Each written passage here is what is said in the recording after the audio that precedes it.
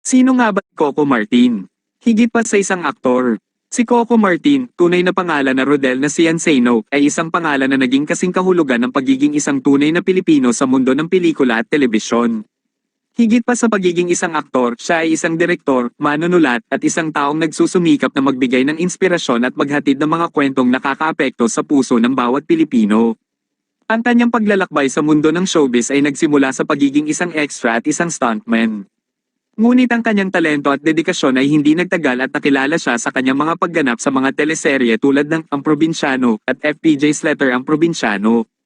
Ang mga palabas na ito ay hindi lamang nagbigay sa kanya ng malaking tagumpay kundi nagpakita rin ang kanyang kakayahan na maghatid ng mga kwentong nagpapakita ng tunay na buhay ng mga Pilipino, ang kanilang mga pakikibaka, at ang kanilang pagnanais na magkaroon ng isang mas magandang buhay. Higit pa sa kanyang mga pagganap, si Coco Martin ay kilala rin sa kanyang pagiging isang mahusay na direktor at manunulat.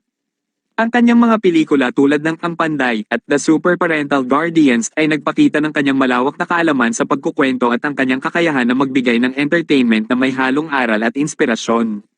Si Coco Martin ay hindi lamang isang artista, kundi isang taong may malaking puso. Kilala siya sa kanyang mga gawa ng kabutihan at pagtulong sa mga nangangailangan. Ang kanyang pagiging isang simbolo ng pag-asa at inspirasyon ay nagpapakita ng kanyang tunay na pagmamahal sa kanyang bansa at sa kanyang mga kababayan. Sa kabuuan, si Coco Martin ay higit pa sa isang aktor.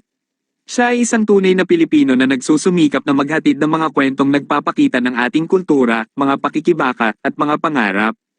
Ang kanyang mga gawa ay nagpapakita ng kanyang dedikasyon sa sining at sa kanyang pagnanais na magbigay ng inspirasyon sa bawat Pilipino.